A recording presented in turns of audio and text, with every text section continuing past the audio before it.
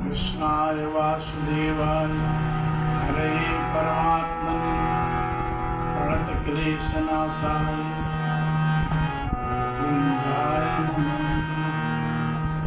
वसुदेवसुतं देवं कंसचाणूरमर्दनं देवकी परमानन्दं कृष्णं वन्दे जगद्गुरुं। कृष्णं वन्दे जगद्गुरुं। मैं बता रहा था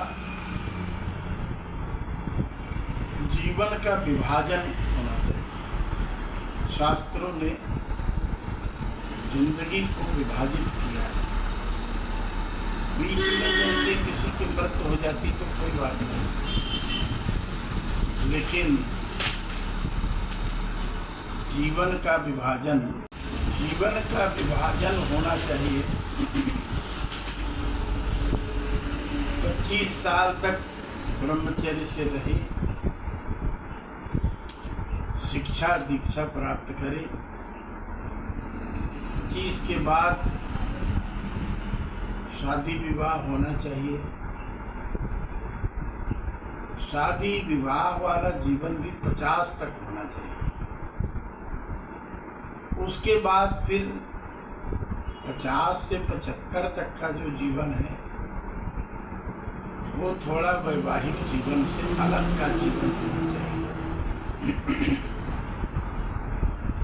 उसमें थोड़ा परमात्मा भगवान के लिए भी जगह होनी चाहिए। आधा आधा होना चाहिए, आधा आधा। 25 से 75 तक। अब 75 जब आ जावे तो वानप्रस्थ ले लेना चाहिए। श्रीमद् भागवत में वानप्रस्थ का विधान किया गया।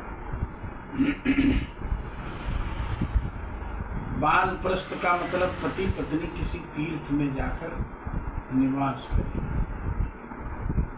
घर से अलग हो जाए। तीर्थ में या कोई गुरु स्थान हो वहाँ निवास करें और अहर्निश रात दिन का अपना टाइम टेबल बनाएं कि हमें 6 घंटा पूजा पाठ करनी, 7 घंटा सोना है, 3 घंटा नहाना धोना है। इस प्रकार से 2400 घंटे का विभाजन होना चाहिए। समय से उठना चाहिए। इस प्रकार से जीना चाहिए। और जीने के साथ साथ भी एक बात ये है, चिंता रहित होकर जीना चाहिए। किसी तीर्थ में निवास करे तो बार बार अपनी तरफ से पुत्र को फोन नहीं करे, बहू को फोन नहीं करे। वो कभी करें भी तो उनको हाल चाल बता देवे। बहुत लंबी बातें न करे उनसे। ये लंबी जो बातें होती हैं आसक्ति के ही कारण होती हैं। घर से तो चले आते हैं, किसी तीर्थ में भी रहने लगे, लेकिन वो कैसे हो रहा होगा, ये कैसे हो रहा होगा, वो कैसे होगा, उसका हिसाब किताब सब बता रहे हैं। तो तुम अलग थोड़ी हुए, तुम्हारी आसक्ति तो घर में ही बनी रही। तुम शरीर से अलग हुए, मन बुद्धि से अलग नहीं हुए। तो मन बुद्धि से भी अलग होना चाहिए। वानप्रस्थ में ऐसा बताया गया। शास्त्रों ग्रंथों का अध्ययन करना चाहिए और किसी तीर्थ में निवास करना चाहिए। और निवास करते करते उसी तीर्थ में अपने शरीर का त्याग करना। त्याग हो जाए तो अच्छा है। सत्संग में संतों के बीच में भजन कीर्तन सत्संग करते हुए शरीर का त्याग हो जाए तो ये त्याग की जो शरीर की विधि है, शरीर के छोड़ने की, इसको शास्त्रों में श्रेष्ठ विधि कहा गया है।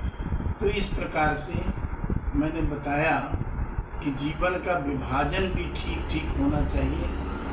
बहुत बूढ़े होने के बाद भी घर में नहीं लुढ़कते रहना चाहिए।